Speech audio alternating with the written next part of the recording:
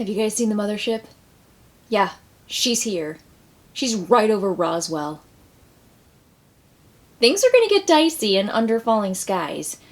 Now, this is a solitaire adventure that feels like the latest summer blockbuster disaster alien movie. I mean, I know we didn't have any this past year, but if you missed that theatrical experience, definitely get Under Falling Skies.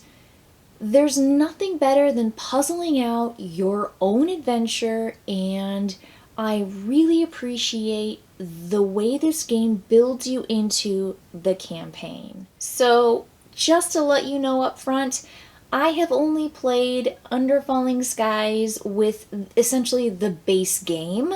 I have not dug down further into the campaign. I have read about it, and I want you to know right now, this is kind of a preview for the entire game, yet I still feel like I've played a wonderful game. So, to give you an idea of what this game is like, you set up your board and it's really, really long. It's like super tall, so make sure you have plenty of space on the table to set it up, because the mothership is going to slowly creep down on your town. And once it reaches the bottom, you're done. And if too many of her smaller spaceships reach your town too many times, you're done. Now, your goal is to raise your research level in increments to the very top of the board. And if you do that, then you win the game and you defeat the aliens, because you want to research ways to fight them off. That's the whole point. Now, to get some of those really good research actions, you're going to have to send your excavator down into your player area so that you can uncover all of these really cool actions that you can put your dice on. So what you're doing every round is you are rolling dice and playing one at a time, and that die is going to do a couple of things. The first thing is it's probably going to give you a particular action that you play it on. It also is going to make the ship from the mothership, the tiny ship, go further down in their column based on the number on the die.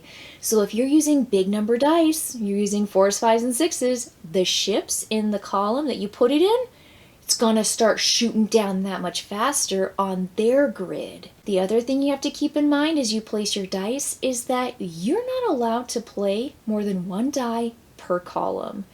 So you have to figure out, do I want to play with this action this turn, which means I can't play any other action in that column? Or do I want to go over here?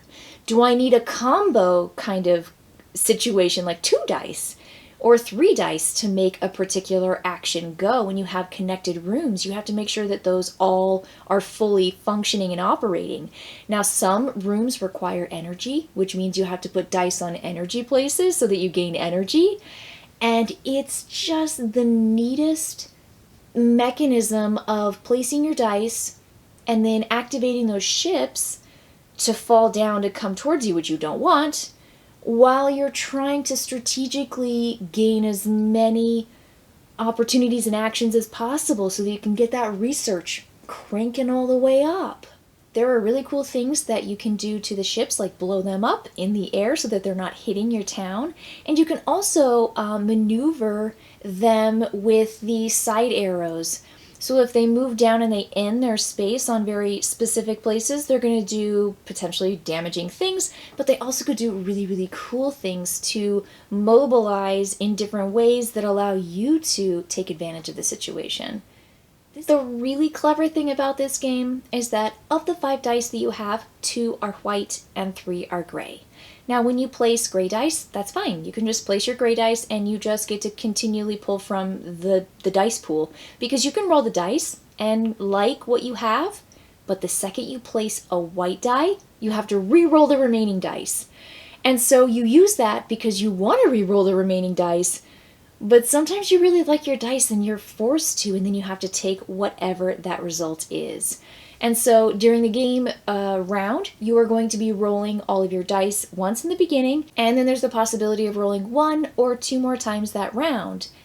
There are different cities that you can play with, and there are other actions like the blue die with the robot and other difficulties that you can change to make the game more challenging, more difficult. I have to say, the first time I played, I did not get it. It was really hard.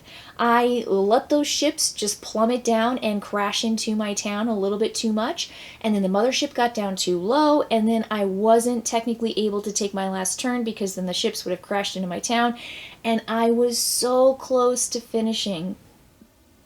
Fortunately, though, on my subsequent times playing, I was a little bit more strategic and I got a little bit lucky with some of my dice rolls, but I got better the better I played, which is why I think those difficulty challenges, difficulty changes are really helpful in the game to kind of change up how hard it is to play the game. This game is fun, it's fast, it's a great solitaire puzzle game, and it's got dice in it that really are absolutely integral to your placement for your actions every round. I like this game and I cannot wait for the campaign. And again, I will let you know what I think of the campaign after I've played it. Just make sure you get your copy of Under Falling Skies and be careful, you know? Keep your eyes to the sky. Who knows? They might be out there.